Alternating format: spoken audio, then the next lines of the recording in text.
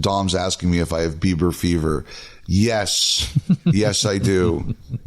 Take 2 aspirin and call me in the morning. Lots to get into today on 32 Thoughts, the podcast, presented as always by the GMC Sierra, Merrick Friedman, Dom Shermatti as well. All-Star Weekend has come and gone, and I want to start with something maybe a little bit frivolous, but it was one of many geek out moments that I had over the weekend, Elliotte, and that was you and Ron McLean talking to Connor Bedard about his hockey stick in the conversation that he clearly had with Nathan McKinnon when he started mentioning P92 patterns. That was a geek out moment for the weekend for your buddy Jeffy here. I would like to say, first of all, none of this surprises me. This is your brand. It's very loved it.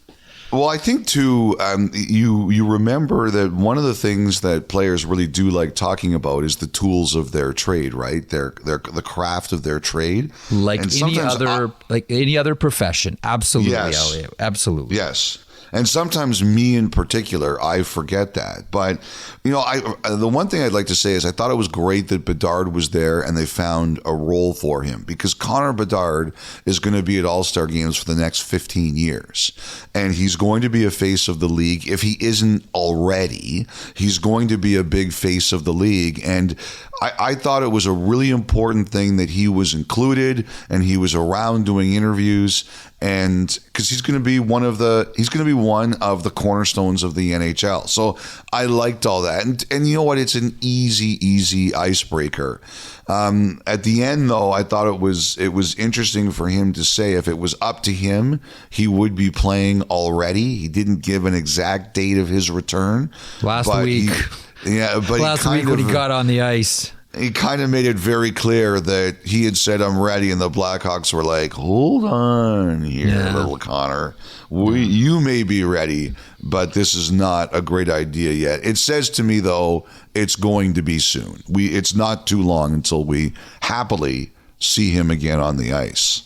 The P92, by the way, is the Joe Sakic pattern, which for all of you people that collect these types, this little bit of information, Joe Sakic never actually used. He used a variation of the P92, but the actual one that everybody else used, he never really used that one. Okay, so All-Star Weekend. Oh, want to mention as well, have a couple of really special interviews coming up. One, the interview that you and I did with Connor McDavid and Leon Draisaitl. Very much look forward to that. And also, by the way, McDavid really liked your conspiracy theory. Oh, no, he was really... No. The way he answered the question, he was at least intrigued by it. He gave you a good answer. If he didn't like it, he would have totally blown it off. Like most of your questions should be blown off. But McDavid, he gave a good answer. So that says to me he kind of was interested in it. Being the subject of a hockey jersey conspiracy theory, I guess that's one that hockey players don't necessarily think that they will ever be part of. So maybe that tickled them under the chin. I don't know. But both Connor and Leon were great in the interview. You'll hear it a little bit later on. And also, we sat down with the two Ricks, and this was really interesting. Rick Bowness and Rick Tocchet and Elliotte. And you can tell this one. This was at a very, very specific time where Bowness and Tocchet sat down to talk to us.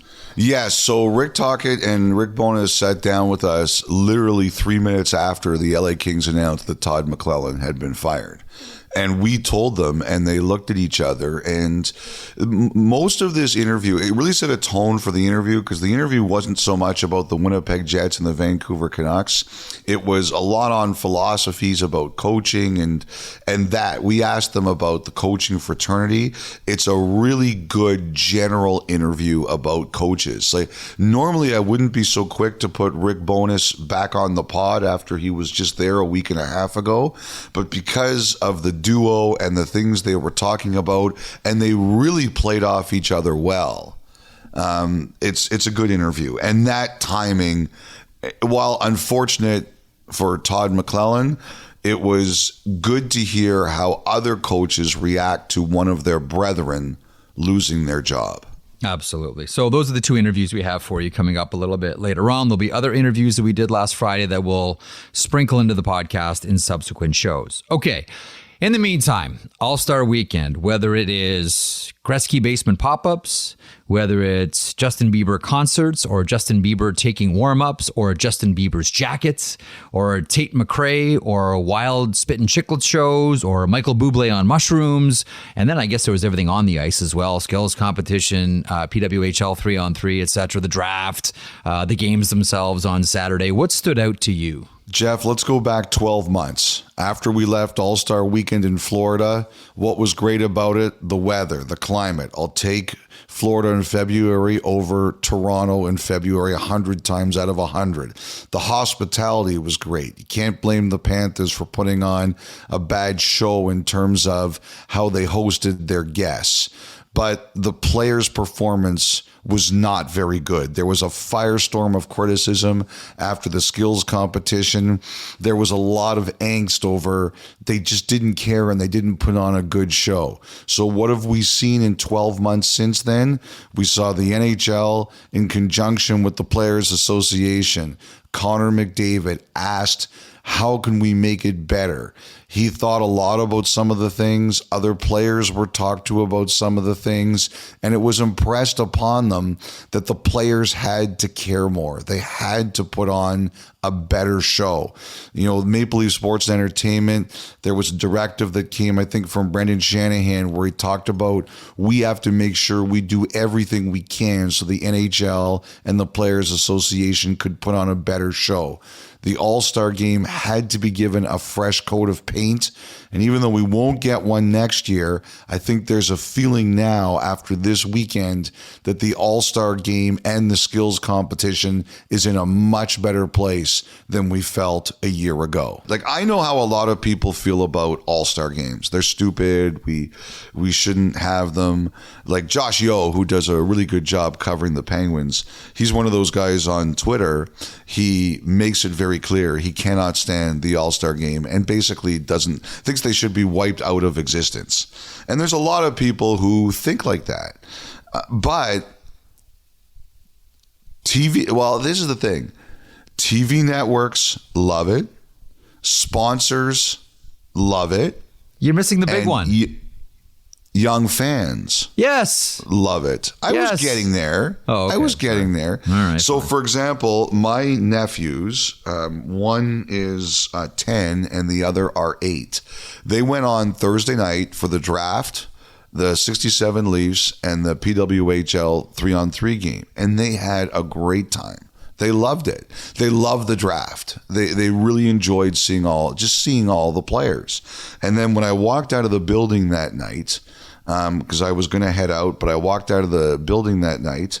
There were like 4 young girls there, and they were like, "Where can we see Tate McRae?" Because she was and we're going to talk about Tate McRae a bit more in a couple minutes.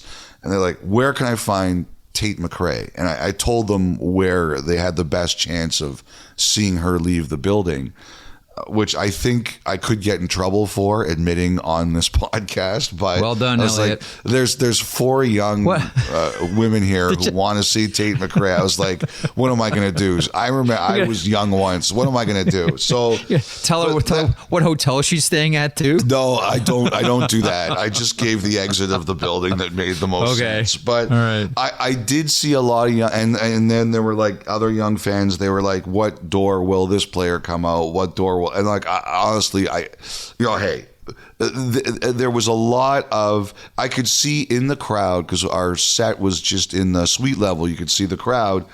Everybody, the kids seem to be having a great time. So it matters. And sponsors love the All-Star Game because they get rewarded. They take people to them.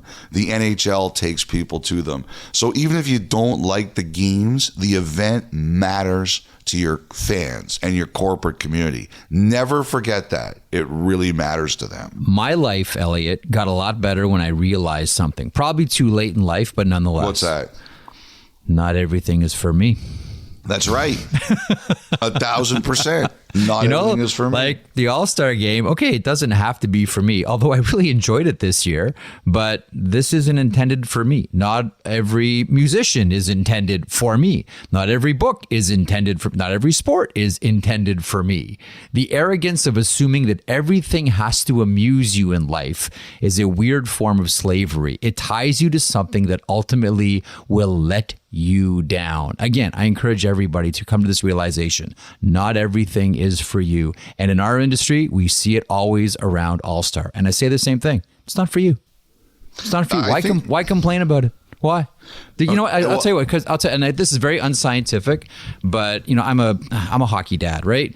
So both my kids both had practice on Friday night, and they both, like when I was driving them home, all they wanted to talk about was getting home to watch skills. That's it. And other parents as well. All the kids want to do is get home and watch skills. Some of the kids, split practice, didn't go to practice on Friday because they went to the skills competition.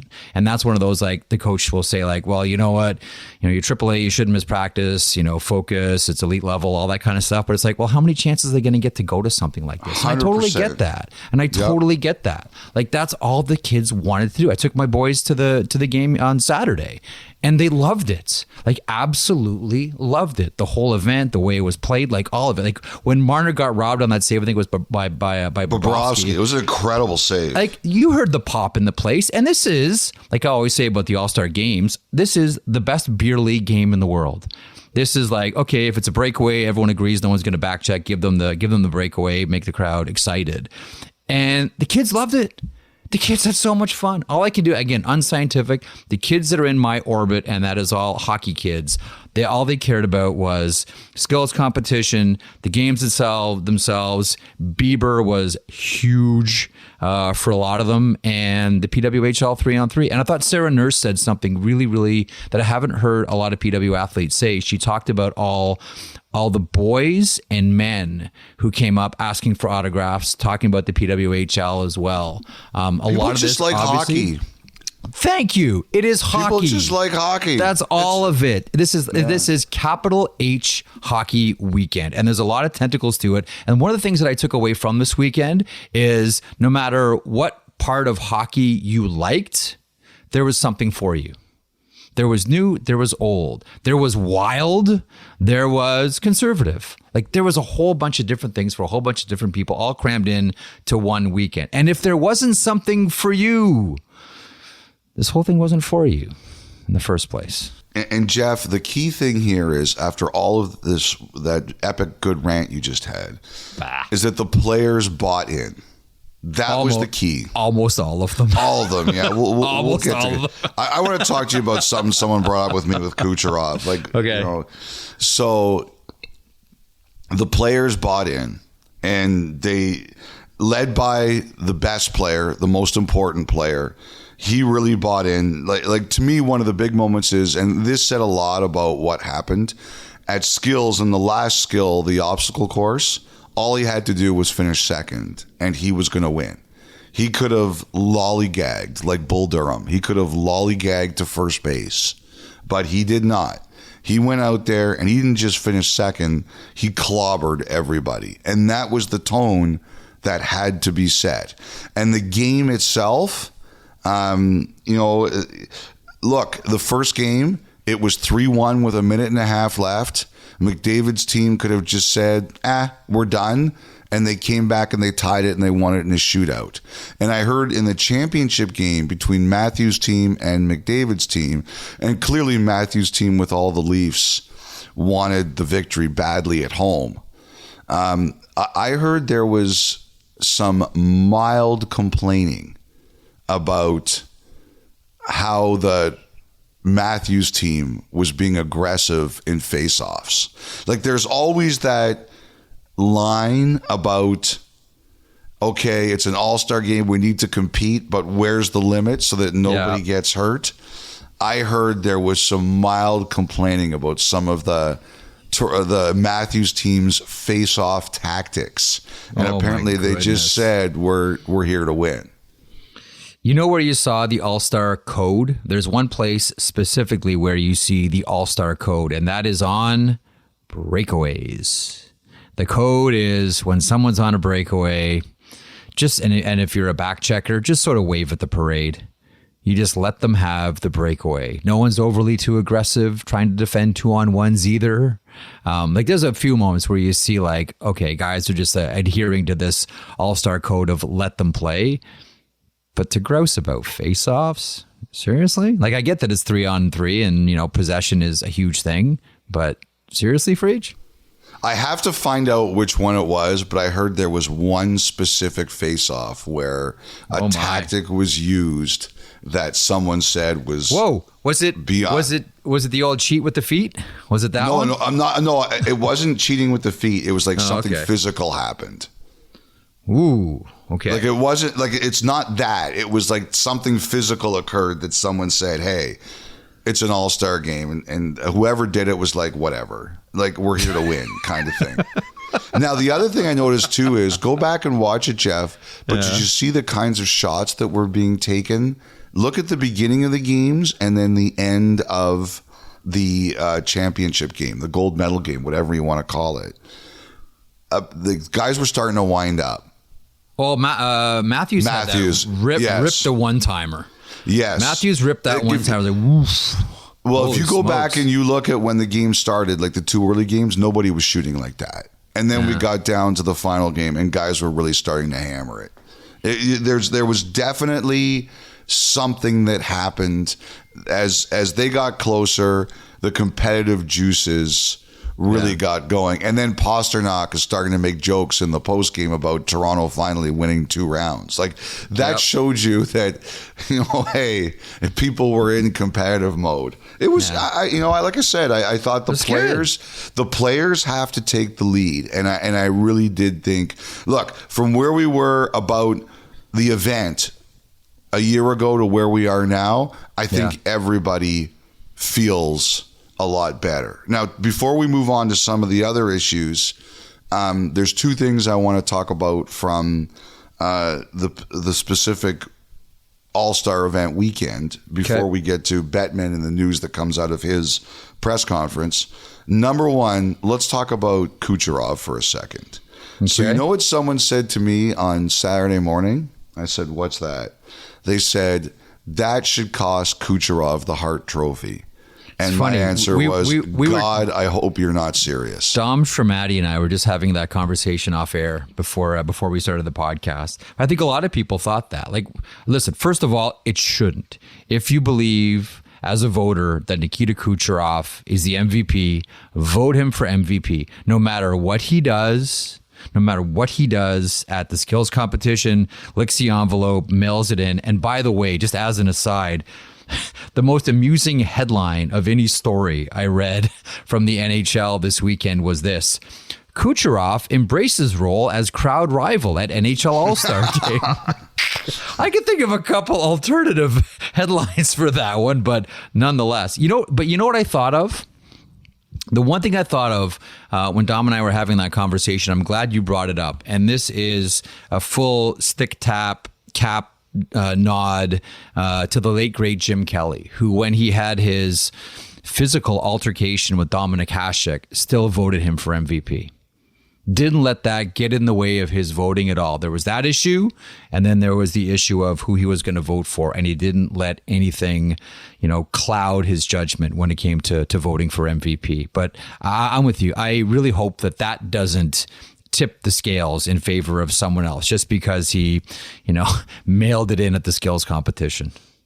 The thing is, Jeff, like I agree with that. I've had people who I don't like or I don't get along with that I voted for awards. I think the awards process should not be tainted by that. I'm with you and I'm with Jim Kelly on that 100%. Look, like I laughed when he started waving at the crowd. I actually thought that was a really key part of the entertainment. Lean into it. Yes, lean into it 100%. Like, this is what clearly happened. It didn't go well for him, and he was like, If I wouldn't have known differently, I would have thought Kucherov was auditioning for Curb Your Enthusiasm on the weekend. Like I should have asked him if he was a big fan of the show, because if you invited Larry David to the All-Star game, Nikita Kucherov on Friday was exactly what you would have seen.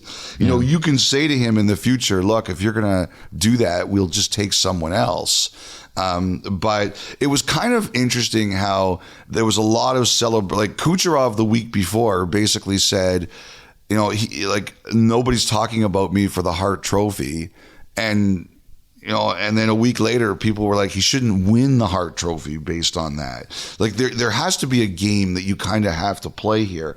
I don't think that should be the case, but I also think that, you know, what do Hart Trophy winners do? They go to the All-Star game and they put on a show, right? Or at least try to put on a show. And I don't think that should cost them votes, but I think it could. I think it's entirely possible it does. And maybe they shouldn't invite him again in the future. It was funny. I've tried to convince him to come on the podcast, and I walked right up to him on media day and I said, and I think he knows this now, and I said, you know, I'd love to have you come on the pod. And he looks at me and he goes, you can talk to me right here. And I go, no, I got a lot of questions for you. I want to talk to you on the pod. You know what he said to me? He goes, I actually think Kucherov's really funny. I've enjoyed my brief conversations with him. I said, I want you to come on the pod. He looks at me, he goes, I'm really not that big on podcasts. So I think we got our answer there, Jeff. I don't think he's coming on the pod, but that's okay. You know, like they're going to have to say to him, hey, if that's the show you're going to put on, then we can't have you here. And I don't think that's good. Kucherov should be at the All-Star game every year, but you can't bring him if it's going to be like that all the time. The thing is, he's just flat out one of the most skilled players in the game. And but the thing, you know what's, and as McKinnon said, they all love watching him. He's got the respect of his peers. You know what the interesting thing? There's another layer to this, and I'm not excusing going in there and showing up the event. Like, if you don't want to do it, don't do it. Like, you always hate the person that grudgingly shows up to something and then half-asses it. And you just say to yourself, if you don't want to be here, just don't. Just don't be here. Take the 1 game suspension after the All-Star game and just be on with it. But you know what's interesting about, and again, this is a whole other layer to it, but what's interesting about him, mailing it in at the skills competition the way that he did, I've always felt that, and I think the players will tell you this as well. One of the great things about Kucherov's game is the way he can manipulate how other players react around him while he plays. And here's what I want to get to. One of the great things that Kucherov does is he hides.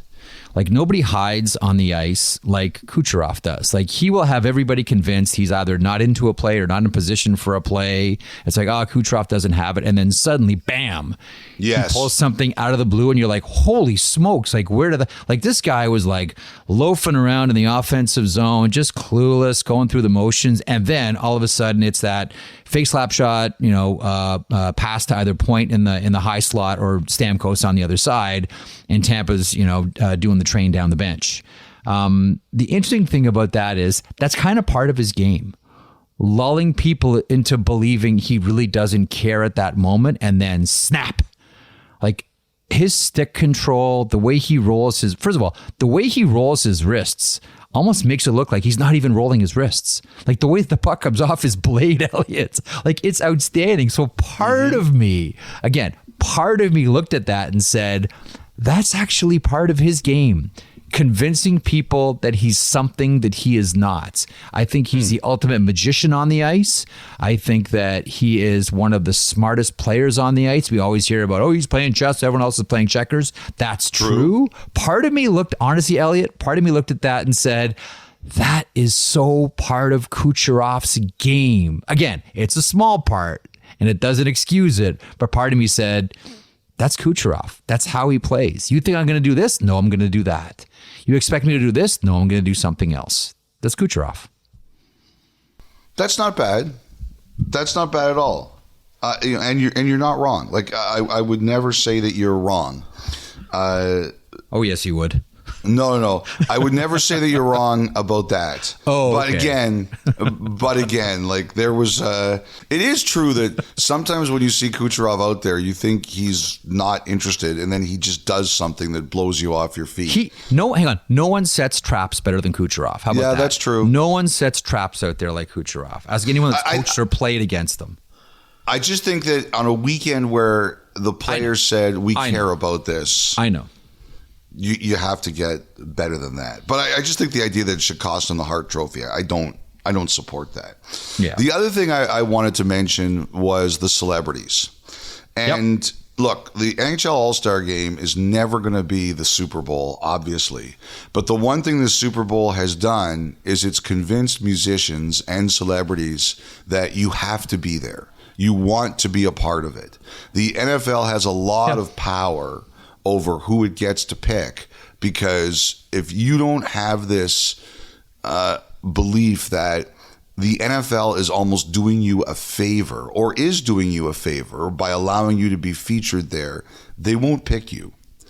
And this was one of the first weekends where it seemed like the celebrities involved, it mattered to them that they were part of this. Justin Bieber taking the warm-up, I thought that was fantastic. I was at the Bieber event on Thursday night, or was it Wednesday night? Wednesday night. Thursday. It's Thursday, right. Trust me. I went to the Bieber event on Thursday night, and I'm not a huge Bieber fan, but my son is. And I recorded him singing Peaches for my son, and my son was ecstatic. But the thing that really stood out to me about Bieber was like the true Bieberholics, they pointed out that he hadn't sang. Dom's asking me if I have Bieber fever. Yes, I do. Take 2 aspirin and call me in the morning. You know, Jeff, this was a big weekend for musical comebacks. We had Justin Bieber on Thursday night in Toronto, and Tracy Chapman, along with Luke Combs, on the Grammys on Sunday night. That was a beautiful collaboration. So good weekend for the music business and comebacks. The fact that he sang for the first time in 2 years, that was a mega deal. Like the people who were at that event, they were raptured. Like they really were. It was a powerful, emotional night, and Bieber left a huge impression on the people who were there. I happened to be down in the pit where a lot of the PWHL players were, and they were like, it was a huge highlight for them. You could really see it. And the people I saw, like, it was a big moment. Justin Bieber sang, and then he went on the ice and he did warm-ups, and you could tell the players loved it and he loved it. Will Arnett was obviously really into it. Michael Bublé was obviously really into it. Part of his brain was into it. You know what? It was funny. It was no, Elliotte. It was awesome. Yeah, you know and me, nobody owes anyone any apologies. It was great. No. But I want to talk about Tate McRae for a second. Sure. Tate McRae, her show, like, I don't know a lot. I confess. I mean, I've learned a lot about Tate McRae this year because she's showing up at Flames games. She obviously has a big hockey motif in her videos and her songs. I asked my nephews about Tate McRae, and they perked up. She's like, oh, she's really cool. My nieces too. She's really cool. But I was told on Sunday night after it was over, like her routine I thought was spectacular, her show. It's really good. But what really I was impressed with was our staff that was at the rink early on Sunday morning. They told me that one person said 7:30, one person said 9 o'clock. So, but she was there really early rehearsing, and they watched her rehearsal, and they said it was like a hard practice. Like it was like a coach really grinding his guys after a bad game or ahead of a big game. Like today, we're having a great practice. We're taking this very seriously, and we're not getting off the ice until we've practiced the way we're going to play. And they said that you could tell she was nervous, and they said you could tell she wanted the show to be great. and she was driving her staff hard, but it was not in a mean way. It was in this is a huge opportunity way, and we're going to smash it out of the park. And I had a couple of the staff tell me that they were really glued to her practice because of the intensity of it and the demand that she clearly had that this be a great show. And if you want to have a successful All-Star game and you are banking on entertainers to do that for you, you need them to have that attitude. So for people who saw Tate McRae's show and thought it was great, which I was one of them, I really enjoyed hearing from our crew who saw her practice, who said that you could tell when she walked in there, like 6 hours before everything began, she said, we're practicing like we're performing, and I demand this is going to be a great show. They were like, you have to understand, like, these are the technical crew that works with the best of the best in entertainment, and they said her rehearsal was as good and as demanding as anything that they had seen, and they were super impressed by it. I really like hearing that, because when you're paying people or you're asking people to perform for you, you are hoping that they take it seriously, and she took it really seriously. I like you, admittedly didn't know a lot about Tate McRae before this weekend, other than the cutaways at Calgary Flames home games, and casually hearing things there, here and there online with her music. But I thought that performance, just from like what you're talking about, here we are, you're coming off Nikita Kucherov, and here's the exact opposite. This 20-year-old from Calgary who's knocking it out of the park and working real hard, understanding the moment here.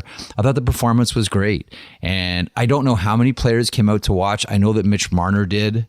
I know that Marner came out to watch. There was one more player. It was Marner and someone else. I can't remember who it was. Okay, people but will tell us who it was. Yes, of course. Like I was glad to see that, but I thought she was awesome.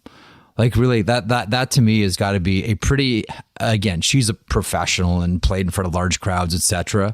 But I always wonder about musicians in that environment as well, because that's not what you're used to. Right. And watching her go from the stage to the ice back to the stage, like, I know you may look at that and go like, well, whoop-de-do. So she's singing in front of a microphone that's on the ice. She's got someone helping her. Anytime when I always think like at the elite level of anything, small things mean large things. Like, yeah. What do we start this podcast by? Talking about Connor Bedard's P92. Like, you change anything on his blade, his profile of his skates or anything, that is large for people that are top of their field. And I just want to say that I was impressed that there are a lot of elements I'm sure that Tate McRae is not used to performing on a rink like that, away from her band. There's two separate stages, all of it. There's a lot of different variables that go into that. And when you're at top of your field, tiny things are actually huge that people like you and me may just shrug off and go like, oh, whoop-de-doo. So, the blade's a little bit flatter at the toe, or, ooh, she's got to walk out onto the ice and sing instead. These things are enormous. Listen, all I want to say is I thought the performance was great and good for her, and I was really happy that I got to be there to watch all of it, Elliotte. I have to say, if she listens to this, she's going to be horrified that two 50-year-old geezers love her. It might destroy her audience. We know we're not your demo, Tate. We know we're not your demo. She's going to be like, can you take this podcast down? This is not good for me. Other things too, at the after party on Saturday night, Nelly Furtado sang, and she was excellent. Yeah, she put on a great show. Big fan. My son loves the song "Promiscuous." I don't need to know what I should think about this as a parent, but I recorded it for him. It's a great song. It is a great song. She was excellent. She put on a great show, and there were a lot of good parties. And I also wanted to thank Spit and Chicklets for including us. That was fun. First of all, I have no problem admitting this. It's the number one podcast in hockey. It's a great podcast. When they told us what they wanted to do, you were on the call with them. I couldn't be, but you remember what I first told you? I said, this is going to I'll do anything. You said you will do anything. I'm just going to show up, and whatever they want me to do, I'll do. Yeah, well, that's kind of the way I am, but I say it's going to be like that XFL party when I came out of the limo and they were like hoping for The Rock or Kurt Angle, and those people booed the hell out of me. Like, and you know what? Like I said, it was funny, and someone's like, "You're crazy that they're going to boo." I said, "I am going to guarantee you that the fans 100%. Are going to boo," 100%. And that's what happened, and I loved it. I had a great time. It was a pleasure to go on stage with those guys. The raw energy between them and their fans is fantastic. And I really enjoyed it. I loved it. I had they put out the video of me taking a Pink Whitney shot before I left. And, some people said to me, "Do you have a problem with them doing that?" And I was like, "No, like what's the big deal?" I really enjoyed it. There was a missing curfew party I walked into on Friday night after the skills that was also a great time. It was just a fun weekend. And the thing for me was, I'm from Toronto. I know a lot of people hate Toronto. I love Toronto. It's been my home for 49 of my 53 years. Some people who were downtown, they just said to me, the downtown had not been alive since the Raptors won the NBA title in 2019. And this was not as big as that, but it really put some energy into the downtown core. And that was awesome to see. Just a great weekend. There won't be an All-Star next year. We'll be in Montreal and Boston for the Four Nation, whatever we're calling it. Four Nation Face-Off, Elliotte. Oh, Four Nation Face-Off. Right, I forgot. The Four Nation Face-Off. I had a temporary mind warp, and I'm looking forward to that. But this was a great weekend. There was a lot. Was it perfect? No. But was it a huge step back to respectability? Absolutely, it was. A couple more things I want to quickly shout out here, or at least mention. Justin Bieber wasn't the only musician from Stratford, Ontario that was performing this past week. Shout out to Small Town Strip Club, a great band from Stratford. They wrapped up the Chiclet Show on Thursday. They are awesome. Great music. Cheap Shot is a great song, but for my money, Sunday Blue might be their favorite. Anyway, find those guys, check them out. Awesome band as well. And there was some cool stuff in and around the event as well. I also wanted to mention, I also wanted to mention, you're talking about that, Talk. Oh, yeah. Okay. Talk was on stage during the skills competition, and I didn't know a lot about him, and he was excellent. I thought he was really good. Like another person who clearly was happy to be there, representing the Ottawa Sanders in a jersey, and he was fantastic. This was not someone I knew a lot about, and I was going online and finding his music after. I was like, wow, this and he has a presence. The camera loves him. That is always one of the underrated keys. Does the camera love you? I have overcome that. The camera does not like me, Jeff, but I am still here. The camera loved Talk. Runaway to Mars is probably a good on-ramp for Talk. Great song there. Elliotte, one of the things that I really liked, and we saw plenty of this on social media, a lot of events, whether it was at Nathan Phillips Square, there's a lot of stuff that was being done. I believe at the Mattamy Athletics Center as well. I believe that was the venue for it, where you had trick shot artists and specialists. The great Pavel Barber, who outside of being a magician with a stick, is a super guy, and really kind of like I've never seen him like big time anybody or like for autographs, and kids like huge lineups, stand there and sign everything and talk to everybody. Pete Lennis, Swaggy P, was around, and like that guy's elite and a top dude, not just in ice hockey, but in roller hockey as well. But I just want to shout out two people that I really like. And to me, they are the funniest people in hockey, period. And that is Tom Stewart and Austin Alexander. You need to follow these two on social media. To me, there is nothing funnier than the minor hockey coach skits that they do.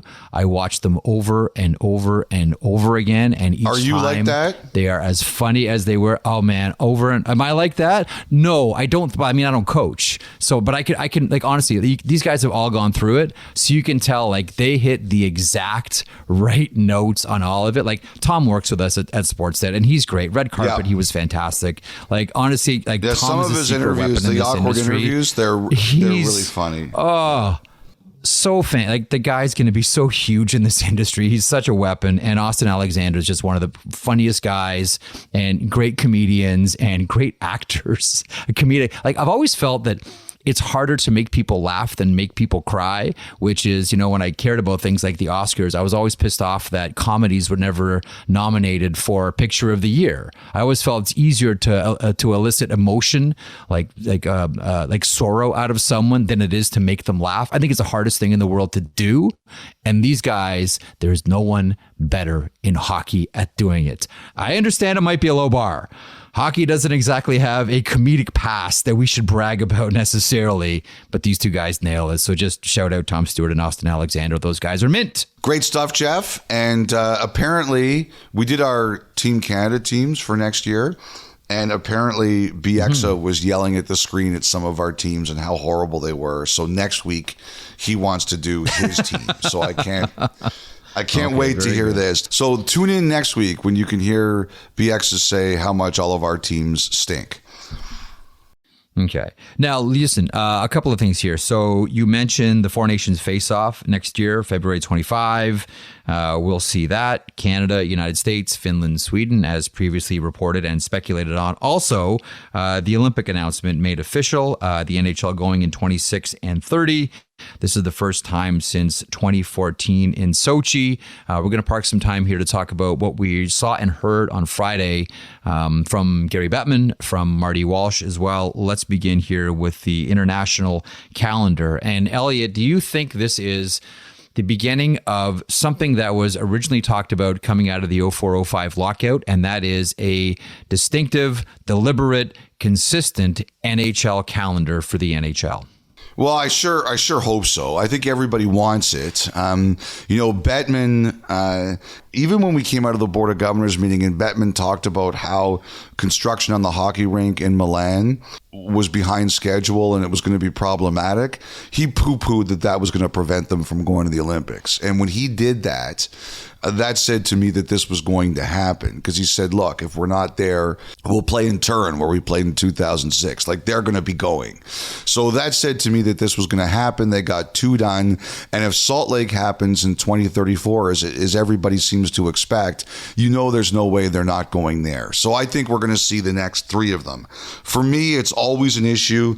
The issue is not players going to the Olympics. The issue is who's paying the costs. That got sorted out. The issue is, can the NHL use a bit more video? That's a big one, a very big one to the that's NHL. Huge. Yeah. And it sounds like that's getting worked out. Basically the NHL wants to say, is there a way we can make money from this? Or even if we can't make a ton of money, we get rewarded for the fact that these are their athletes, or we don't lose money. And it sounds like they're in that position here. So plus they're talking about 3 World Cups now, the smaller one next year and 2 more. Look, like, they need this. And one of the reasons they need it is because you need best on best to grow your sport. Matt Sundin has talked about this before, about how overseas, you need that best on best play to sell your sport. And it's not only North America, it's about hockey worldwide. Everybody sees this. He knows it matters to the players. And also, the World Cup it's another revenue source. I want to say that the TV rights were like 30 to 32 million in 2016, which was the last time we had it. You're hoping it's going to eventually be more than that, but again, it's another revenue source. You need that to be consistent to make it work. Now, Pasternak said what had been publicly, I heard a lot of privately, which is that players like him and Draisaitl and and others were very upset about next year. And I heard that the league and the Players Association had met and spoken to some of these players and had said that we recognize how upset you are that you're not going to be included next year, but we've got to get this going. And while I don't think they're 100% satisfied with that, I believe they understand it. So I do think there were some players from the non-competing teams who registered their disapproval. I do believe they had conversations with the league and the Players Association, but they were just told simply, we have to start, and we recognize you're upset, but we have to get this started. Right. Okay. Also, during the Gary Bettman press conference, and we're going to get to the 2018 story here, but I do want to mention before we get there, the Arizona Coyotes. And I think when Bettman says that he was reasonably confident that Alex Meruelo was going to be able to do what he says, I think we looked at, and rightfully so, reasonably confident, maybe intimating the opposite. But first of all, before we get to Marty Walsh, the executive director of the Players Association, how did you feel about how the commissioner spoke about Arizona? I think that it's hard for me to look at this and say it was anything but good cop, bad cop. Like, there's no way Bettman didn't know what Walsh was going to say. No way. Look, we all know Bettman's stance on Arizona. We all roll our eyes at it. We know he's fought for Arizona like no commissioner would fight for a market. That's just what he does. And I'm going to say this again for the 30th time. If they leave Arizona, he's going back there. Eventually, he will go back there. Whether it's with Matt Ishbia and the Phoenix Suns or whatever it'll be, he will go back there. I really do believe that if they leave. Look, Walsh admits there's nothing he can really do. And I'll tell you this. Walsh talking about the Players Association not getting to meet with the organization. What he's saying and what he's trying to pressure the Coyotes with is, if you won't meet with us, you don't care about your players. That's the message he is trying to send. And what he's trying to put everybody out there to think is, if the Coyotes leave Arizona, it's because the owner doesn't care about the players. That's the message he is trying to put out there. I think it was 2 years ago, there were some meetings with the players that didn't go very well. And the Coyotes were unhappy about the way I reported some of them, and so was the league. Believe me, I heard from everybody there. They said the players did not say what you reported they felt. And my response to that was, well, of course they're not going to say that, but I'm telling you they feel it. It was a fair debate. They said to me, that's not what they told us. And I said, well, of course I'm not going to tell you that, but that doesn't mean I'm wrong.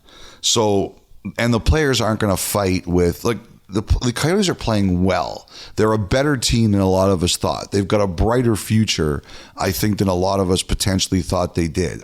From a hockey point of view, they are going in the right direction. But they're not going to fight with their organization about what's happening with the building. That's the Players Association's job. And what Walsh is doing by coming out there is he's trying to create a narrative that the ownership doesn't care about their players. And if you won't meet with the PA. But the whole thing that I wonder about here, and nobody has an answer, is if this team is going to leave Arizona after this season, and I repeat, what's the process for A, transferring the team, and B, potentially transferring ownership? That to me is the one story that none of us have really dug into yet, because a lot of it's legal. But I assume Bettman has considered that, and I definitely believe Bill Daley has considered that. So everything that they say and do publicly is about, if we have to have a process to do something here, we better make sure we do it by the book.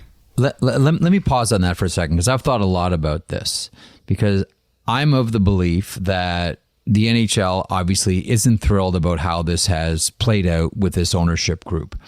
I would also think that there are a lot of other owners in the NHL that don't like how this has played out. That's for sure. With this ownership group. But at the same time, as much as those other owners may not like this situation and how it's played itself out, I would also have to think that they would be very concerned about the idea of revoking ownership and how that process plays out, because naturally you think to yourself, well, could this happen to me?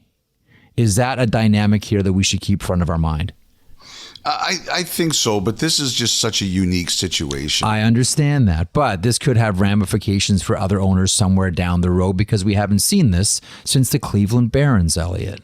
Yeah, it would. I just don't think a lot of them think it's relevant to their own situations.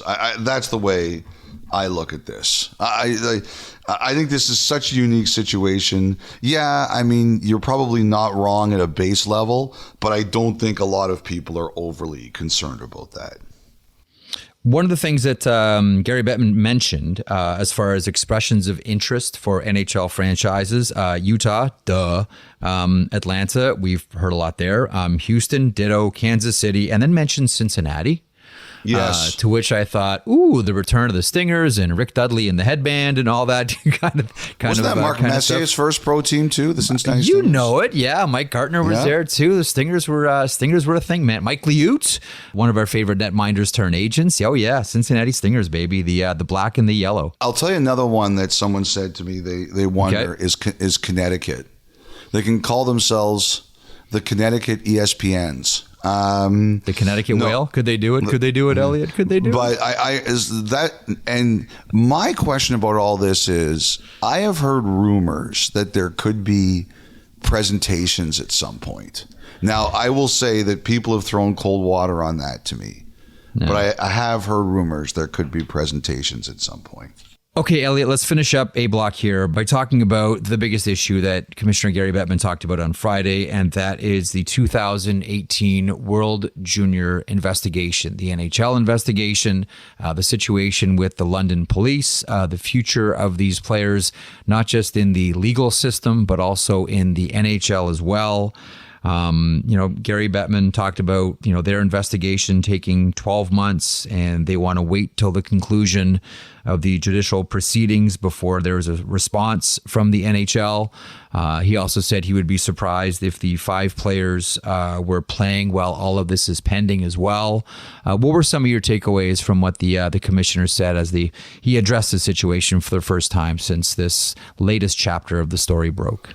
Well, first of all, Jeff, Monday today is going to be a very heavy day because the London police are going to have their media conference, and I assume we're going to hear some things that are going to be very, very tough to hear, and it's going to be a hard day. And I would just say to everybody, please respect the people who this is going to be a very hard day for.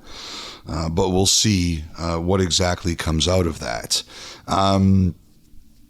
I think the biggest news from everything that Bettman talked about there is that the NHL will not do anything but consider the players on leave with pay for the duration of their contracts, which all end this season. There isn't one of these players that has a contract beyond this year until the legal process concludes. And judging from what Bettman said, should this go past the end of this season, and it does look like this is going to be a lengthy process, I don't think you should expect that any team is going to sign these players. Their careers are on hold until this is over, and then when it's over, we'll see how the NHL weighs in. I don't think anyone expected any differently. One of the rumors going around about the NHL report and the Hockey Canada report, which is still under appeal, is that the NHL and Hockey Canada were both worried that if they released their reports prior to the conclusion of the legal process, that they were worried about significant lawsuits. And everything that Bettman said in that media conference made me believe that is 100% true, that there is no way they could bring anything out until they knew what the legal process said. And I know that's not going to make a lot of people happy or satisfy them, but I'm not surprised in the least bit. You're not going to expose yourself to any legal damage. And that's why I think these reports are still quiet. And, I know that there were some quotes from some Canadian politicians saying we want to see this report. I know the people at Hockey Canada are just worried that it'll still get out. So that's why these reports, I believe, are still under lock and key. The second thing that Bettman said that confirmed a lot of things I believed was that the teams had no idea what was going on. Like, there were times over the past couple of years, I would ask teams about this, and they would say, we honestly don't know. And I didn't know whether or not to believe it. I came to believe it, but in the beginning, I think like a lot of people, I didn't believe it.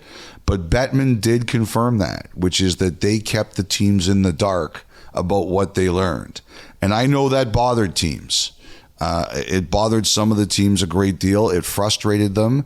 Like, look at Calgary. A week ago, they allowed Dubé a mental leave.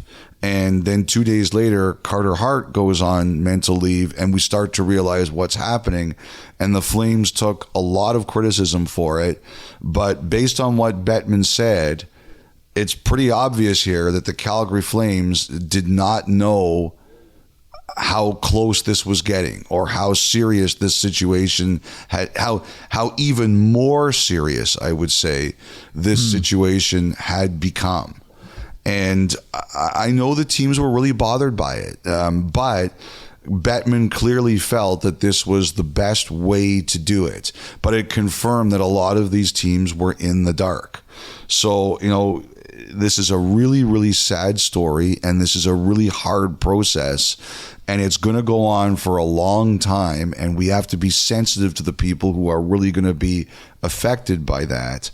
But at least we have some clarity into some of the things we wondered and believed, and it's going to be a long time before we see any NHL punishment, because they're going to wait until this process is going to be completed. Like you just mentioned, Monday is going to be a tough day for a lot of people. It's going to be an ugly day for a lot of people. We're going to hear a lot of things that are probably very disturbing, especially on a day like today when you're listening to this podcast. Please try to be sensitive to everybody around this story who needs you to be sensitive for them. We'll take a break. More of the podcast in a moment.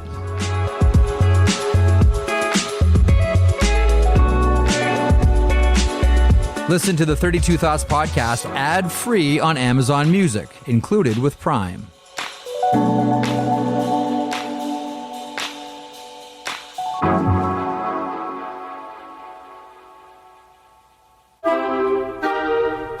Okay, Elliotte, time now for the Montana's Thought Line. Montana's Barbecue and Bar, Canada's home for barbecue. Even though you've had a very, very rough and long and sleep-deprived weekend, let's see if you can still do the line.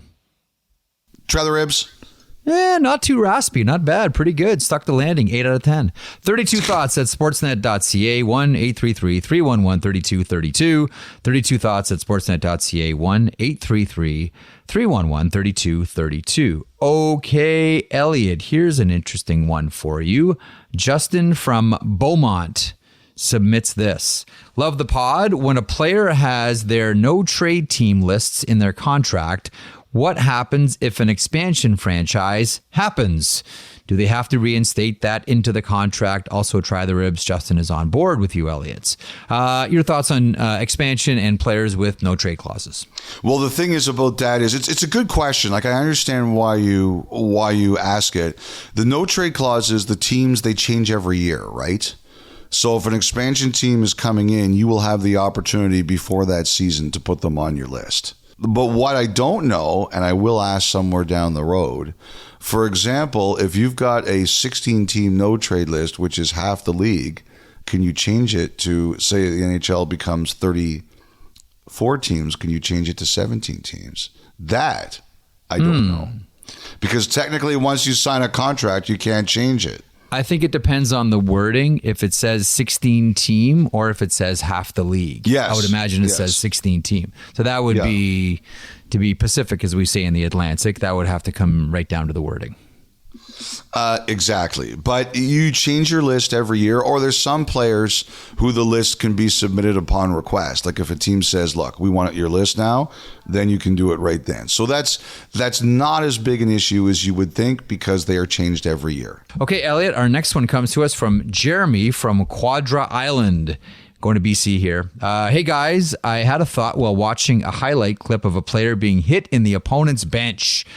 After ending up in the opponent's bench, could the player stay inside that bench and perform a line change by having the player go on the ice from their own bench? The visual of that player on the opponent's bench waiting for a whistle to exit would be interesting to see. It would be interesting, wouldn't it, Elliotte? But is it allowed? I don't know. I think once you go in there, you've got to get out pretty quickly. Yes. You can't do line changes with the other team's bench. Otherwise, we would see on like breakaways, if the other team's bench is closest to you, one player exiting on an opposition's team bench and from their own bench jumping out at the far end where the defensemen are and being able to defend. So, yeah, the answer is no. You can't do that. I can see why you picked that one. That's very Merrick-esque. I love the thinking. I just love the well, we've seen it before where, you change at one end and the player comes out the other end. You see that on 3-on-3 all the time. That's just smart coaching. But I like that Jeremy took it one step further and said, well, why don't you just change on the other team's bench when you get knocked in there? Okay, here's an intriguing one that comes to us from Colorado. Peter from Colorado. Hey, rib eaters. Okay, Elliotte, he's talking to you. Yes. There are plenty of examples of hockey families with 2 generations of NHL players. But can any family claim 3 generations? Not just father, son, grandfather, but including uncles, cousins, and skip generations. Keep up the good work and try to mix in a pecan salad from time to time. Attaboy, Peter. 2 jump to my mind right away. The Geoffrions and the Bordelots. So Boom Boom Geoffrion, who was a legend with the Montreal Canadiens. His son Dan played for the Quebec Nordiques. His son Blake Geoffrion played for Nashville. And although it doesn't make it 4 generations, if you squint really hard, you could say it's 4 generations. His father-in-law was Howie Morenz. So you could say that the Geoffrions are 4 generations. The other Bordelots, Paul-Anne Bordelot, who played for Vancouver, Sebastian Bordelot, who played for Montreal, Nashville, and Thomas Bordelot with the San Jose Sharks.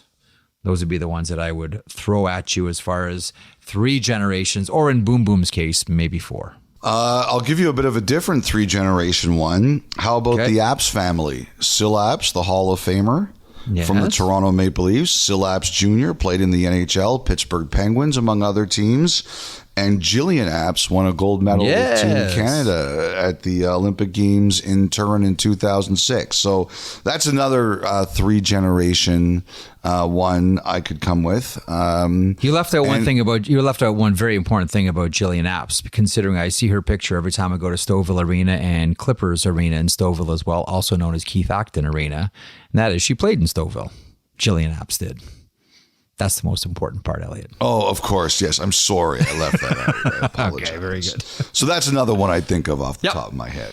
That's a really good one. Okay, finish up with this one. Chris in Saskatoon. Hey, Jeff, Elliotte, and Dom. With the recent talk of expansion in Utah, it got me thinking, would it be possible for a franchise to essentially be loaned to another city for a temporary period? For example, Arizona, as we all know, has been having arena problems recently. Have I missed that one? Okay. What if the NHL decided to create a deal where the Coyotes were sent to a market like Houston for 2 years, giving the NHL a chance to gauge interest in a potential market while ensuring that the Coyotes have an NHL arena to play under until their new building is completed? Is this something that would even be possible, or would there be too many hoops to jump through? Appreciate you guys and all that you do. Chris in Saskatoon. Elliotte. It's not impossible, but I've asked this question before and I've been told that it would not happen. And I said, why? And it's because they say once you take a team out of the market, you break the connection. you cannot reestablish it. You have to bring back a completely new team.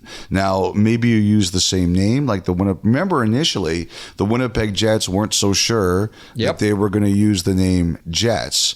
But David Thompson, the owner, at the initial media conference says, well, I kind of like the name Jets. And that was the end of that. The Jets came back. Yeah. But so you can maybe come back with the same name, but you're not bringing back... You're not going for 2 years and coming back. You're starting again. You're starting anew. They really feel you break the chain and you have to start something fresh. Thanks for not saying break the seal. All right. We will wrap up the thought line. You're welcome. There. The Montana's Thought Line. Montana's Barbecue and Bar, Canada's home for barbecue. Again, the ways to get in, 32 Thoughts at sportsnet.ca, 1-833-311-3232. Still to come, Connor and Leon and the Ricks, Bowness and Tocchet. That's next.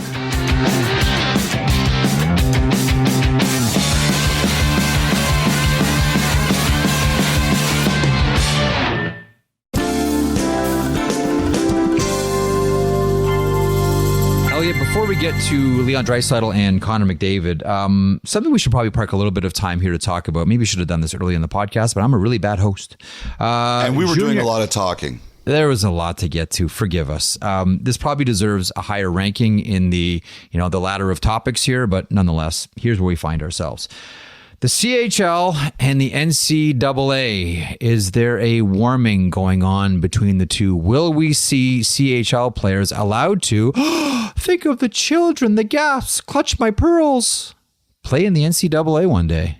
I think we're getting there. I really do. So you'll remember the weekend of Hockey Day in Canada, there was that story. So last summer, the BCHL left the Hockey Canada umbrella. They wanted to be able to decide who can play in their league. And Hockey Canada has rules on where players can be from and where they play. And the BCHL basically said, no, we want to recruit players from wherever we want.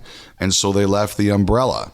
And right before Hockey Day in Canada, the day before, 5 teams from the Alberta Junior League decided that they were going to break off and join the BCHL. Now, Jeff, you're closer to this than me. It had been rumored this was going to happen, but the Alberta League said the official announcement came without warning, and they were furious.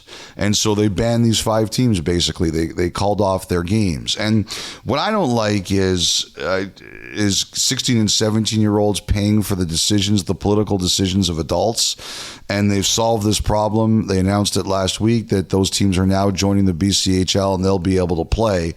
Good, because the kids should be able to play. However, all of that said, there's obviously a seismic change here going on in junior hockey in Canada, and I think it's about to get more seismic. Now, obviously, the CHL and the NCAA had a fierce rivalry. See, if you played even 1 minute of one exhibition game in the CHL, you could not play in the NCAA. Well, it's a new era now. It's the NIL era in U.S. college sports, name, image, likeness. You get paid for if you can cut a deal like the Cavender twins who played basketball at the University of Miami, like Livy Dunn, the gymnast from LSU, or a ton of football, basketball, baseball players. You can make a lot of money on your likeness. And so those hurdles are now gone. And from what I understand, the CHL and the NCAA are talking very seriously about if you are eligible to go to school in the United States after your CHL career is done, you can go play for an NCAA team. Like, this merger is going to happen at some point. And you'll remember years ago when the NHL considered changing its draft, there was a story that went out making the first round a 19-year-old draft. Pat LaFontaine was the key guy behind it. Of you play in the CHL, you can go play in the NCAA, maybe USHL teams can compete for the Memorial Cup. Like, they were talking about this a few years ago. Well, now they're talking about an understanding of CHL to NCAA and how it can happen. I heard from a couple of CHL teams that were represented on the weekend, and they're like, yeah, we got no problem with this. Now, I think it's going to be interesting because I think the NCAA coaches are going to vote on it, whether it's going to be this spring, this summer. They're going to vote on it.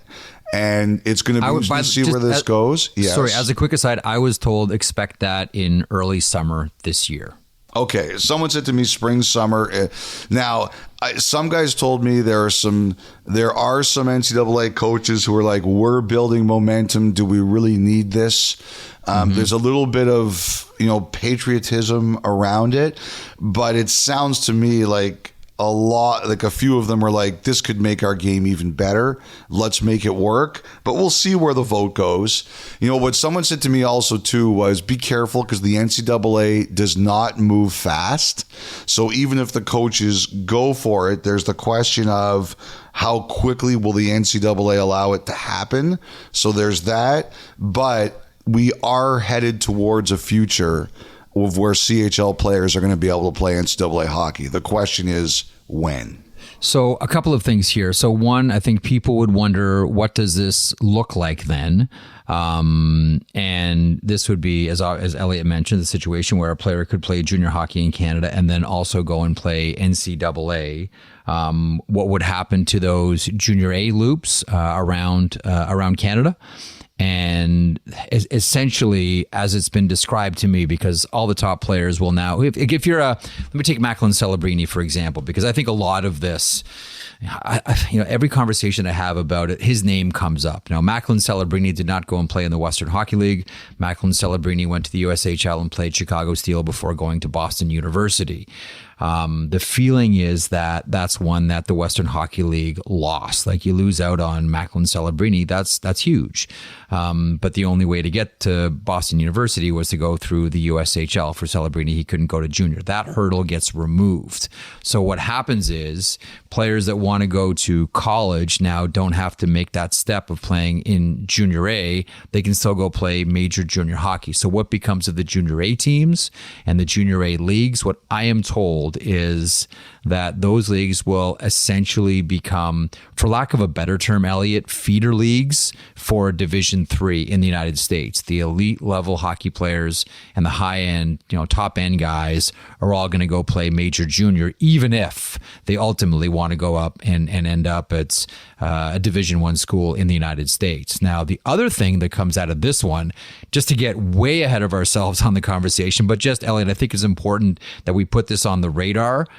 If this goes through, and I was told by one person, don't be surprised if it's as early as 2025.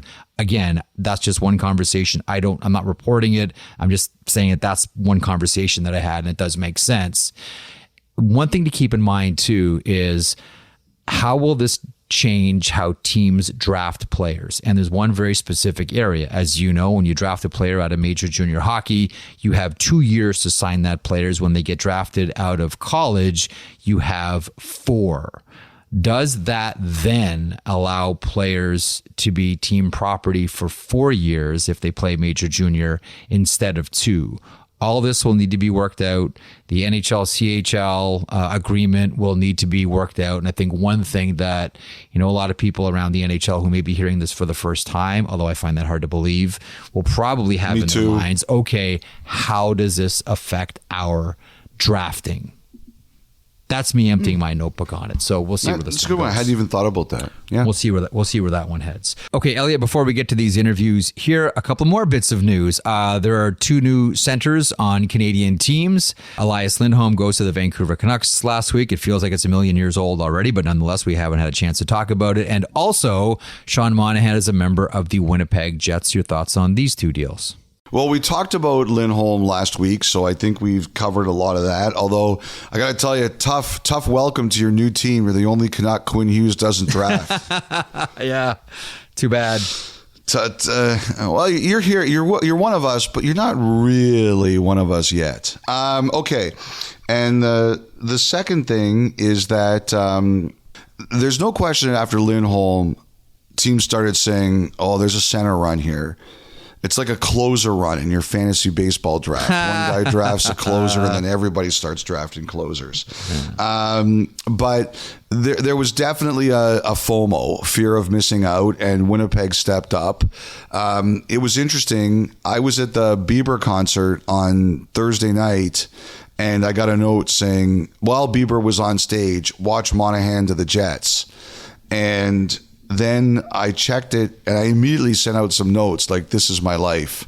Like Monahan, I'm watching Bieber, and I'm getting Monahan notes. And I actually was told on Friday morning, it's not guaranteed it's Jets yet. And I think there was another team that wanted him. And it sounds like Monahan had to speak to the Jets too to make sure that he was comfortable with that. But eventually, whoever that other team was that made the run got beat out, and the Jets got their player.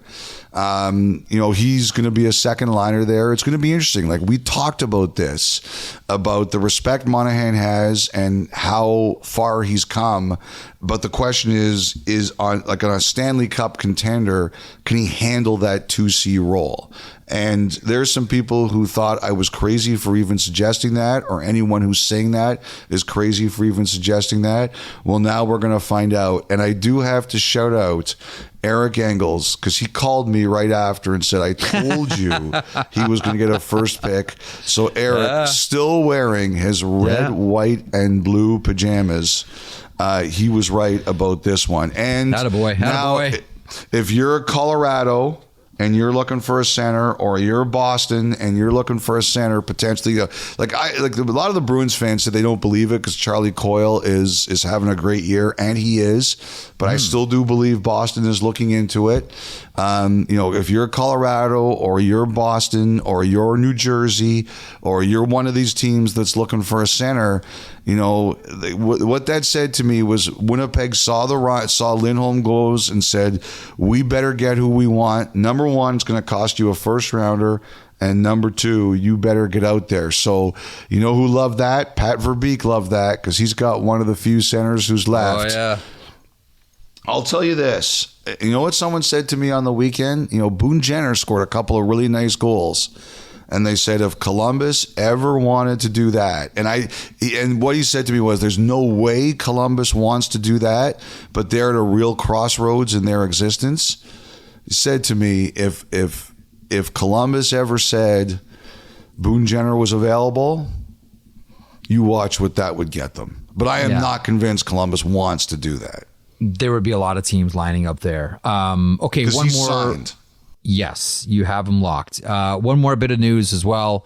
Again, this one feels like it's a million years old because a lot of things have happened since this happened. But Todd McLellan dismissed as the head coach of the Los Angeles Kings. The Kings, who won their last road game before the break, ultimately didn't mean much for the future of Todd McLellan. He is dismissed. Jim Hiller takes on in an interim capacity.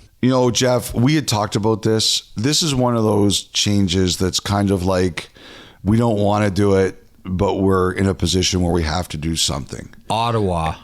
It's the Ottawa move. Even Edmonton, I think, would kind of be convinced about that too with Jay Woodcroft.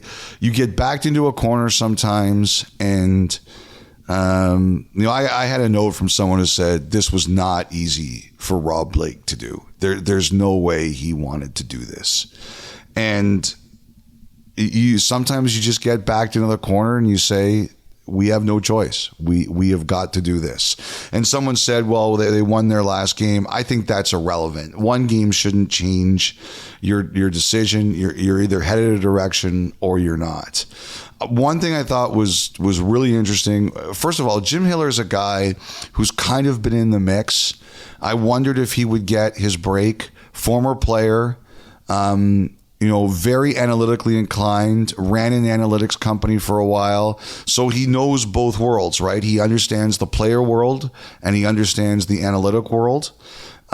He had been interviewed for head coaching jobs before. New York Islanders had interviewed him. I believe Nashville interviewed him last year. Like he was a guy who was kind of on the cusp. And in their announcement, they said he'll be the one for the rest of the year, interim coach for the rest of the season, and then we'll see. Now, I think one of the toughest things to do in sports is to go from being an assistant coach to head coach on the same team. It's very hard to go from good cop to bad cop because players kind of see that as phony sometimes, but that's the position he's been given, and he has to run with it. What this says to me is that the Kings will see how this year plays out, and then we're going to see where this direction is going. You know, Rob Blake has one more year after this. I think Rob Blake is a really competitive guy. He's a very friendly guy publicly, but you remember how hard he played the game. I think he's a really competitive guy. I do think other people have wondered how long he'd want to do this. And, I haven't spoken to him or anything like that, but there's definitely a feeling around the organization now of we're going to take stock of where everything stands after this season and see where we're all going. Because they're not bringing in another head coach this year, they say, which says to me that this is going to be a huge summer for the Kings based on the way the rest of this year finishes. But look, Todd McLellan took them from a team that was kind of directionless to a playoff team, and now we see where this goes the rest of the season. And, they have Dubois is taking a lot of heat. Let's see what this does for him. They've got a Kaliev situation there, and I don't think the Kings are happy that got out. Do they say to Jim Hiller, okay, find a role for this guy that works, or do they move him? They've had him out there. You always wonder when a new coach gets in, whose role changes. Yes. One other thing I just wanted to touch on, Jeff, was the Calgary Flames and defense. On Sunday, they claimed Braden Pahal on waivers from the Vegas Golden Knights. Ryan Pike, who does a great job covering the Flames, pointed out that Pahal was at Calgary's prospects camp 5 years ago. So he's someone they know. And I like Pahal, the limited I've seen of him. I think there's a player there. But what it says to me is it's a reminder that Calgary has some decisions to make on their blue line. First of all, Noah Hannafin. You'll remember 8 times 7.5 was the offer. He was close to taking it. They lost a couple of games earlier in the season. He got cold feet. Things were in limbo. They started talking to him again, but they want an answer. It's been All-Star break. They've asked Hannafin to think about it. Their first game back is in Boston, which is where Hannafin's family lives. I'm assuming they're going to get an answer one way or the other. So that could lead to a decision. The other one is Chris Tanev. The Flames, we know they're willing to deal. Dealt Zadorov a bit ago. Now they dealt Lindholm last week. I think teams have been on them about Tanev. Ottawa we know about. I don't expect that to happen now. I believe Toronto was re-engaged. Especially as recently as this weekend. There are teams that suspect Tampa is in there. I've been wondering about Jersey, but for a rental, does Tanev make any sense? Because they simply don't know if they're a playoff team right now. Does a rental make sense for them? The other team I kind of wonder about a little bit, and this is just my opinion on how they feel about their defense, is potentially a team like Winnipeg. They've been very good this year, but they went out and they got a rental Monahan. And to me, that would be a team that, would be at least looking around and considering some things. I just wonder if that would make any sense with them. That's my own personal opinion. But I do think there's been some increased engagement on Tanev. We'll see where we go on Hannafin. And it's not surprised that Calgary would pick up a defenseman on waivers like Pahal, because they might need some extra defensemen soon. And Jeff, before we wrap this up, we're going to start with McDavid and Draisaitl here, I think. But we should mention that Tuesday night, they're going for 17 in a row in Vegas, nationally televised game in Canada. It's going to be so good. And also, what someone reminded me was the Super Bowl media is going to be there. So I think there's a big credential number for this game. So I think that's fantastic for the NHL that this is going to be a nationally televised game, a big game between two teams that don't like each other, and you're going to have a bigger media contingent than normal. I think that's a great thing. And front and center will be these two gentlemen who we sat down with on Friday to talk to, saw them all weekend long at NHL All-Star Weekend. We'll see them against Vegas in what is legit, like this is the candidate for the game of the week against the Vegas Golden Knights. Edmonton's Connor McDavid and Leon Draisaitl. Enjoy this one. Okay, Connor, I want to start with you and either put something to bed or throw a log on the fire for it. We've talked a lot about this jersey tuck conspiracy with coming after Heritage Classic and the jerseys untucked and is Connor hiding an injury. Was there a jersey tuck conspiracy indeed, or was it just a coincidence? There was no jersey tuck conspiracy. It was just a coincidence. Truthfully, I don't tuck my jersey in on purpose. I don't, it's just kind of happens naturally. I don't wear my fight strap all that much, so sometimes it can ride up, get stuck in my pants. But no tuck conspiracy. Not hiding, nothing there. Nothing there. Nope. Back to the drawing board, Elliotte. What do you think of this line of questioning? I don't really know what they're talking about, to be honest. I haven't heard about this. The theory was that when Connor came back, that he had gone from tucking the jersey to untucking it, and the belief was that he had an extra piece of equipment that he was hiding to protect himself coming back from his injury. Yeah, that was a conspiracy theory. Maybe propagated by this podcast and by extension me. I'm assuming that's probably not the worst conspiracy theory you've heard about Connor McDavid or the Edmonton Oilers over the years. Oh no, I've heard lots, but that's a good one. That's the first time I've heard that one. But I'm just thinking about he doesn't tuck his jersey in general, so yeah, I don't think there's anything to it. When did you guys know the Oilers were right? Like, when did you sense that everything was straightened out? That's a good question. I think we could feel it a little bit before that our game was coming. I think when we went on that, we won 3 games at home with Chris coming in, and it still felt a little weird. And then we went on the road and we actually lost a couple of games, but we felt our game was better.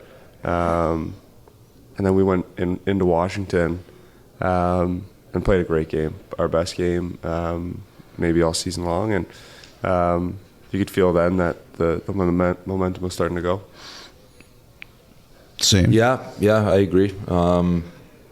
Obviously you build that, and it was a little bit up and down.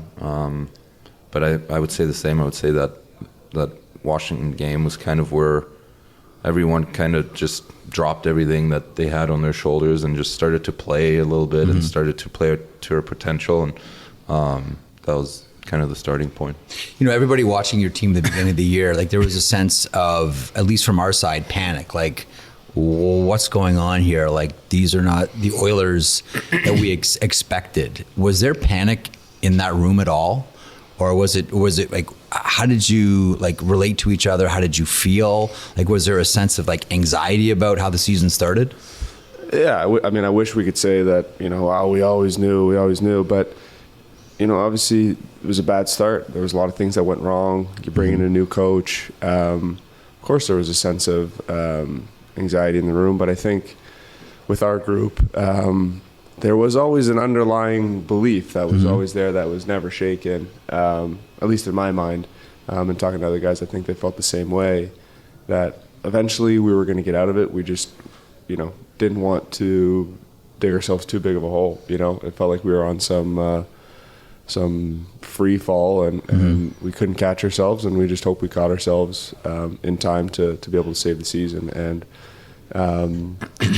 obviously we've had a great stretch here, got ourselves kind of back into the mix of things, but we still got a long ways to go. It's a tight Western Conference with a lot of really good teams, and we got a long way to go coming down the stretch.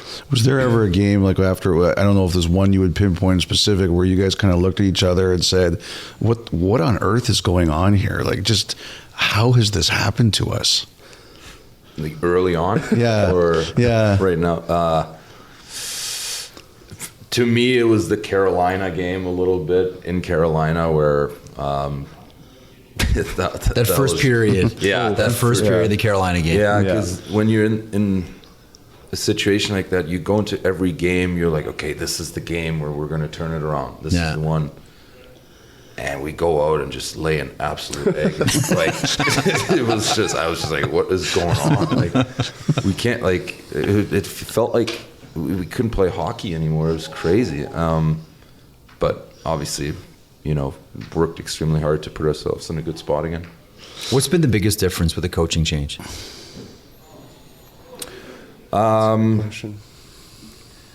It's a tough one. I mean, he tweaked a couple things. I think he's very he sticks to it for a long time. Even when we're like, there's games where we're still like, there's a period where we don't play great, but just he sticks with it, and he gives everyone a role on the team that they take big pride in, whether that's killers, power play guys. Sorry. And then I think just the most important thing is just the confidence in our group. Honestly, like I said, early on it felt like we couldn't win a game. Like, it was impossible to win a game. Yep. No confidence. No one was playing, anywhere near to their potential. And now everyone's, feeling good about themselves. And then the games it just feels so much easier, right? Does he say anything on the bench? I watch him, and he looks like he's like comatose. Like, he just he leans against the glass. He never looks like he says a word. Like, sometimes I wonder, because like some coaches are famous for, okay, the play stopped, I know the camera's on me, don't do anything. Paquin. And then Ken Hitchcock. And when the game starts, he's all over you. Yeah. Like, what's Knobloch like on the bench? He's really calm. That's his demeanor, though. Every day, it's not a bench act or anything like that. That's just who he is. He's super calm, but to his credit, when you need to hear his voice, you do hear it. He either pointing out something that you've done really good, or vice versa, obviously. So something you've done bad. So. What makes him mad? Like what makes him mad? I mean, does he get mad? Like, he's gotten mad a couple times. You can hear him on the bench screaming at guys. Yeah. What was he mad at? He doesn't like bad line changes, turnovers, the typical coach stuff. Yeah. One of the things that this is historical too. Like, one of the things that great teams can do is win games that they're quote unquote not supposed to. Like, when you look at this streak, where there are a couple of, because like great teams like can surf on skill. Like, your skill can just sort of carry you through a game and you get the 2 points and you take it and leave. Any games stand out that at the end of it you said, because it's hard to play like so many great games in a row. Were there any games that you said, okay, let's just take the 2 points here, guys. That wasn't our best effort. Yeah, definitely. I mean, for sure. Yeah, like, we won 16 in a row. Like, we weren't the better team in all 16. There's lots of games where I think we deserved to win and we were the better team. But I think Dave was said it in an interview a couple of days ago. It's just been our whole group. One night it's goalie, Stewie, or Picks. Yep. Having an unbelievable performance. The next night it's our third line chipping in. Our kill has been, I can't remember the last time we gave up a goal on the power play. They've been lights out on the kill. So, like he said, it's just been like the whole team doing it together. So, yeah. I wanted to ask, I know you guys talk with Ken Holland a bit, like, you're not changing anything when you've won 16 in a row, but do you guys look at it and say, if there's one thing we could add, I'd love it to be this? Do you do much of that? Yeah, of course we're always talking to Kenny. He's great that way, always including us, including other guys, and obviously we appreciate that and give our input where we see fit, but obviously the team's rolling pretty good right now. We feel good about our goaltending trio, if you will. We still have Soup, and I think one of those three guys can get it done, or a combination of all three, and we feel good about all 6 D men. I think that they've been playing really, really well. And up front, like Leo said, we've been getting contributions all over, and the penalty kill's been great, and those guys have really really owned that, which is great to see. They love it. They love taking ownership of the kill, and it's great for our group. And if there's one thing I could, I don't know. I'm thankful that I don't have to make that decision, and that's why they pay Kenny the big bucks. Okay, did one of you want to rip the Leaf hat off of Will Arnett last night?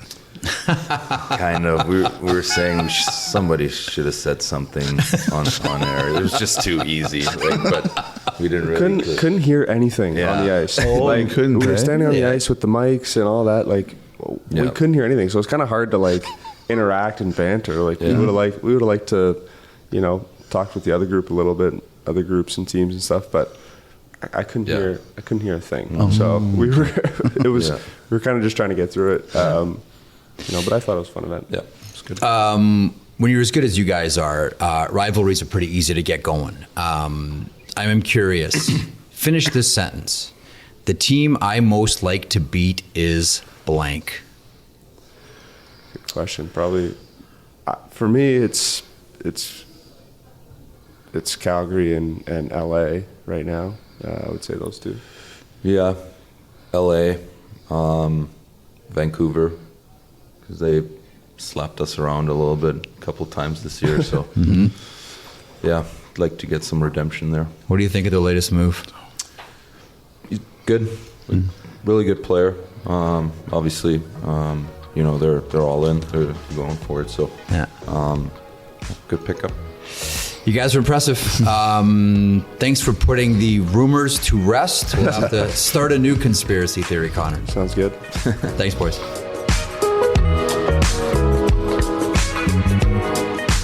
I really loved Connor McDavid playing along with the Jersey Tuck conspiracy theory, as Elliotte mentioned off the top of the show today. That was a lot of fun, and I hope you enjoyed that interview. And again, they're playing on Tuesday, and I can't wait for that game. In the meantime, we very much look forward to any mixing of the Winnipeg Jets and the Vancouver Canucks, two top teams in the NHL. We sat down with the two Ricks on Friday morning as well, about 3 minutes after the news broke that Todd McLellan was no longer the coach of the Los Angeles Kings. Here are the Ricks, Bowness and Tocchet on 32. Rick Bowness and Rick Tocchet, two coaches who have new centers to drive. First of all, thanks so much for joining us here. This is unique, Elliotte, talking to two coaches, two rival coaches in the Western Conference. So why don't we're friends. We're that? Rivals, but we're friends. Yes. Until the playoffs start, right? And then it's banging the glass at each other. You know what might be fun? Rick, I want to get your thoughts on the Winnipeg Jets. Which Rick? I was going to say Rick Tocchet. Your thoughts on the Winnipeg Jets. Rick Bowness, your thoughts on the Vancouver Canucks. Mr. Bowness, we'll start with you. Okay. Listen, I love what he's done going in there. Ever since he took over, you see more structure. You see more compete, and you see them playing more as a team, and they're playing for each other out there. And it's very obvious. They play a high-tempo game. They're putting pressure on you all over the ice. Obviously, they can score goals, and they're doing a much better job defensively because of the structure that Rick and his staff have put in there. But since he's taken over, it's a remarkable turnaround, and it's a credit to Rick and his staff. But man, they're a really good team. They're legitimate. They can score, they can defend, and you don't go anywhere in our league without great goaltending, and they get that as well. So it's a well-balanced team, very well-coached team, and it's going to be a tough opponent for us. Rick Tocchet, the Jets. First of all, the guys coach more games. Like, what I'm impressed about, because I'm a stress ball, this guy's coached more games and to look as good as Bonesy is.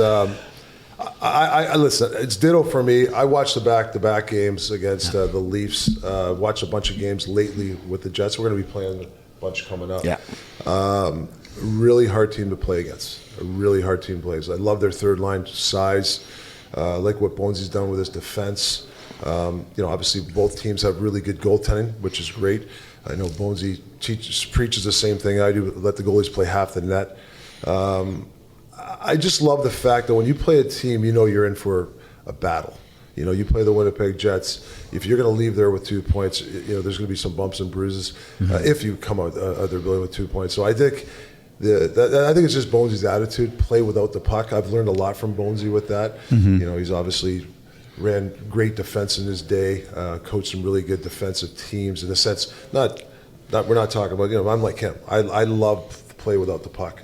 And then you create your offense from there. But when you watch their team, the play of the puck really impresses me.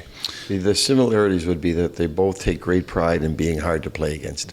I know our players do, and everything I read about their team, they do that. And that's an important part of coaching these guys. They take pride in that. So when they walk out of the rink, they know the opposition had to work for those 2 points, as he just mentioned. So I know the way they play, I know the way we play, and I know our players particularly take great pride in being very hard against. And when we're not, they know it bothers them, and that's what we didn't have last year. This year we have it, and we're not playing on top of our game. They know why, and it bothers them that we're too easy to play against, and that's a great fact for us. It's pretty interesting to see. I really enjoy listening to that. I also wanted to ask, so both of you guys, your organizations made a trade this week. Sean Monahan to Winnipeg, just as we were sitting down. Elias Lindholm to Vancouver the other day. How much involved are you guys in the process? Like, how much does your manager tell you? How much influence do you have? Have you guys ever, I don't know if vetoed is the right word, but ever your manager comes to you and said, don't do that no matter what, please don't do that? Does that ever happen? I haven't had that.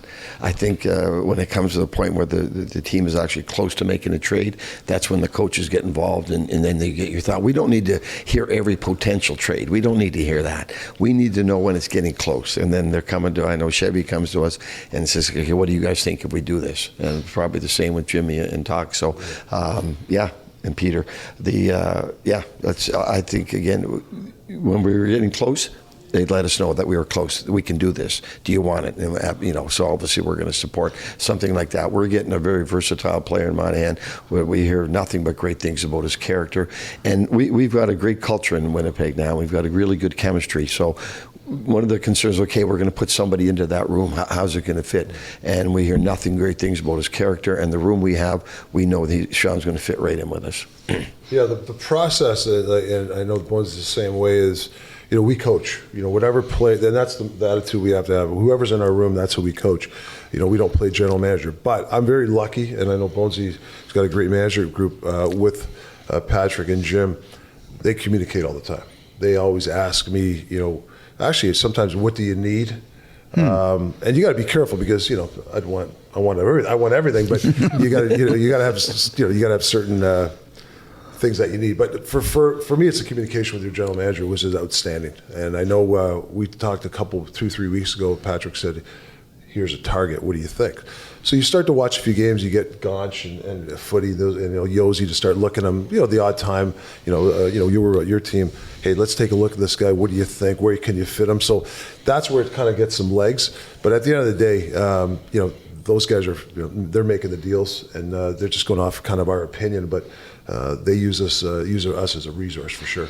I know better than to ask who, but I will, because I know you won't tell me. But have you ever said to a general manager, "Please don't do that," or "I don't think that's a good idea"? I haven't. Never, eh? No, I have. Okay, there you go. Really? No. You don't have to say who, but can you kind of talk about why you said no? Well, but I've been a part of a roundtable where they'll ask you, "Hey, we're going to get this guy. What's your opinion?" And I would say whatever. Even as a sister head, I don't think it would be a good fit because of here. These reasons. Then obviously the general manager makes the decision. Yeah. But I do give my opinion on that for sure. When they get to that point, they're okay. If we make this trade, where do you see him fitting in? Right, and then you got to go through that whole process. Sure. That's happened. Sure. But I've never gone to, oh geez, don't even touch that guy. No, that hasn't happened. But one thing coaches will do, and I'm sure Toc says the same thing. We hear, okay, we're getting close. Make some calls. Find out a little bit more about the character of the guy. Is he a good teammate? Does he have good practice habits? Is he a good pro? We'll make our calls on those things just get a little bit more information on the player. So with the two new centers coming in, I'm sure you have an idea in your mind, where they're going to fit in, who they're going to play with. I'm curious always, who gets impacted when a new player comes in. the sort of cascading effect, like who's in a different spot now, who gets reduced ice time, starting with Monahan coming in. How does this cascade through the team? We'll slide him right into our second line with Cole Perfetti and Nick Ehlers. And so Vladdy's been there all year. He's done a wonderful job for us. So probably his ice time gets affected right away, and it does slide down, and that's the conversation you have with the general manager. Okay, you're going to bring this guy in. How's he going to fit? Where are you going to put him? Who's going to be affected by this? And are they going to be offended by that? But I think when our players see this trade, this guy's going to help our team. He gives us a better chance to win the Stanley Cup. So maybe it's going to affect some ice time and the roles and everything else. But if you're there to win the Stanley Cup, then you get over it and you do the best job you can with the ice time you're given. Yeah, sometimes I know over trades over the years, sometimes you got to be careful because the team loses a little bit of their chemistry. Yeah. I don't think there's going to be a problem for us because it's obviously going to increase our penalty kill deployment. And obviously, Lindholm's a really good penalty killer, the right-handed shot for the face-off. So these are needs that the players know that we need this. There'll be, like Bonesy said, there'll be a couple guys get a little less, couple minutes here and there. But if you want to be a Stanley Cup team, you got to fit the puzzle. And sometimes some guys got to learn to play 10 minutes one night, and they might play 13. And it's all about the team. And I think that's really what it comes down to. And the timing. Like both these trades are at the perfect time. You're in the 1st of February, coming out of the All-Star break. You're not doing it right at the trade deadline, hoping this works. Now we've got time to make this work, right? We've got time to work with them, both of our the centermen, and see where they fit best and how they're going to help us the best. We know we got good players, but now it's fitting them in now and not right at the very deadline where you're running out of time in a hurry. And there's very little practice time in March once they get deadline. That's important. Yes. I was going to say, does it feel like a scramble when you get a player or players at deadline? Like, oh geez, okay, all of a sudden now my manager's dumped 2 new defensemen and a right winger on me. Let's try to, and it's almost like house on fire. Does it feel that way for a coach? Well, for me, it's like I don't want to give this guy too much. Like I think sometimes when you trade for a guy. Sometimes you give the guy this is what we do here, this system. This is what we do. Like, you want the kid to play, and I think it's important that we got him with Bonesy and with Monahan 30 games. So we have a lot of time in the sense of whether it's video, one-on-one time with a coach. We're not cramming right now. I think when you get the guy at the trade deadline, sometimes you got to cram. You got to really get this guy in the lineup, and you try to get your system. So we're going to have some time here. And even like living, like where he's going to live, get him comfortable. Like, I've been traded before. Like, you're at the trade deadline. You're where am I going? What hotel? The first 2-3 weeks is tough. I'm going to tell you. So, getting his family acclimated with Vancouver and all that stuff is huge to make this guy feel comfortable for the next 30 games. Does he like rain? Like, that kind of thing? Yeah. Just their daily routine. Just have to go there. Their daily routine of what time they go to the rink and how long does it take them to get to the rink and all those things. Right? Yeah. They all come into part, right? And you're leaving your family behind for a little bit until you get it all settled. So it's very upsetting for a player, and it's good that we've made these trades as early as we have to give them time to get all those pieces together. And that's why, and Bonesy will tell you too, is important that your team, brings this guy like he's part of the family. Yeah. I've been on some teams where you got transition where it's just seamless, and then you get some other teams maybe not as close, and the guy feels he's on an island. So, our organization is, and I know Winnipeg the same thing. Great resource staff. Even the people outside the hockey part are incredible. So I think it's going to really help make him feel comfortable in the city. And both those players have come from teams that probably might not make the playoffs, but they're both coming to good teams that should be challenging for the playoff spot. So that's a big uplift for them. I joke, like, before I retire, get kicked out of this job, I want to cover a Canadian team win the Stanley Cup. I left university in '93, which is the last time a Canadian team won it. You guys both have really good teams in Canada. Do you guys think about that, bringing the Stanley Cup back to this country? I mean, I'd lie if I say, as a Canadian kid, I mean, it's a dream. But I try not to go there because I'm a day-to-day guy. And, there's going to be a lot of pressure that hits our team and Bonesy's team as this gets going. So, but I'd be lying if I'm not, daydreaming of, holding a Stanley Cup in Vancouver. I mean, that'd be the ultimate, and being Canadian too. And there's a lot of good Canadian teams that have a shot. There's a lot of good Canadian teams, which I think is great for the AHL, but it's also great for the country. So, but you go back to 11 when in Vancouver we went to Game 7 with the Bruins. So we got all that hype for that whole thing with the Canadian market. So we were hoping to bring it back in 11. We lost in Game 7 back in Vancouver. But so I know the pride the Canadians take in bringing that cup back to the country. But again, we're a big. You always have a big picture, but we are day to day. We have to take care of things day to day. And in the back of our minds, there's a bigger picture. But our job is to take care of the details every day and not miss anything. The last one for me, Jeff, is as we sat down here, the news broke that the Kings made a coaching change. I'm wondering about the coaching fraternity. You guys sit here. It's fascinating to listen to you guys and how you play off each other. But I know when the Jets and the Canucks face each other, even if it's game 56 of the season, you guys are going to be fierce rivals. So I wonder about the coaching fraternity. When the news comes like it did today with LA, what do you guys think about? Do you reach out? Like, how do the coaching fraternity handle news like this? Well, I've been fired more than he has, and I know how to. Million games more. No, you know what? It's upsetting because we've been through it, and I always reach out to the coaches that have been replaced, and I'll reach out to Todd at some point. But yeah, when you go through it, people don't understand how hard it hits your heart, and it hits your heart, hits your family, it hits your friends, it hits a lot more people than just the coaches fired. It hits a lot of people, and it upsets a lot of lives. And I always feel terrible when a coach gets fired. I really do. And I hate to see it. I know we all sign up for it. It's all part of the business. And you got to have tough skin. You got to be able to handle it because eventually it's going to happen. But when it does happen, I get upset for the coaches that are fired because I've had to live it. I've had to go home and tell my kids I got fired today. Like that's tough. That's a tough thing to do.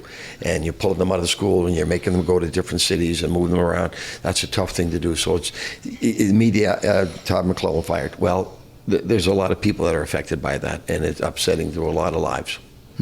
The way I look at it, I've had some good buddies get fired. I've got fired. My good buddy Craig Berube gets fired. Yeah. Won a Stanley Cup 3-4 years ago. Todd McLellan's a hell of a coach. Just because you get fired doesn't mean you're a bad coach. These are great coaches, and whether it's right or wrong, that's for everybody to debate. But I do feel for guys, but I marvel at guys like Bonesy and stuff that have been fired before, and they just dust themselves up and they get right back in it. You know what I mean? I marvel at that. I think it's there's a lot of stress. There's a lot of stress, but I think for me, you swing the bat. You're going to coach your way. You're going to swing. You try not to. You obviously you have your select people that you listen to, but you can't listen to the outside noise because if you do, you're probably going to get fired a lot more and probably not going to get back in the game. So I like to swing the bat at it, and you take your shot, right? Yeah. Craig Berube, Todd McLellan, we've all, there's going to be some other great coaches get fired. I'm going to get fired. I think you just got to swing the bat and go for it. That's the way I look at it. Yeah. But when I got fired and the kids were all in school, we always had a family discussion. Okay, if this is upsetting you too much, does Dad do something else? Do you want me to get a hockey? And not once the kids ever say, no, Dad, maybe it's time. We're tired of moving. Every time I got fired, we had that discussion, and they said, Dad, we're a hockey family, and we're going to stay in it. So you go, stay with it. We got to move. And that's a credit to Judy because she's got to look after all that, right? She's got to take care of the schools and get everything packed up. We're moving again. We're going to a new city. The one thing with Judy, excuse me, she always said, we're a family no matter where we live. Yeah, we're going to move to a different house. We're going to move to a different city, but we're still a family, and that's the most important thing. So, we always had those discussions, and they all said, no, Dad, you're a hockey coach, and we're a hockey family. Keep moving. I love that answer. Awesome. Rick, Tocchet, final one to you. I'm really curious. We were with one of your former broadcast colleagues last night, Paul Bissonnette, at the Chicklets Live event. I'm curious. I know you guys like the juice of a win and a loss and needing to feel both. But do you miss it at all? Do you miss doing TV? Because that show was that was. By the way, Berube's taking your spot. Yeah, I got him that job. Do you get 10%? Yeah. Finder's fee. How that works is St. Louis be quiet, man. They might take some of that money. Like our show. No, I loved it. That setting there, the way they treated me, the TNT, the whole experience, I do miss it. I miss the camaraderie with AC and Liam and Biz, and then when Wayne's there, we had a blast. And the way they prepare you and the way you do things, I enjoy it. I miss it.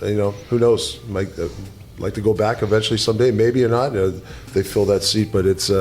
I've had a blast there, 100%. You did a great job. Yeah. And you're both doing a great job behind the benches. Rick's, thank you. Thank you. Always a pleasure. Thanks, guys. Okay, that's Rick Tocchet and Rick Bowness, head coach of the Vancouver Canucks and Winnipeg Jets, respectively. Listen, folks, that was a long one. Everything was long this weekend. All-Star was long. You could argue the skills competition was long, and certainly this podcast was long. If you're hearing my voice at this point, bless you. There's a special place in heaven reserved just for you. The podcast returns Friday morning. Enjoy your week.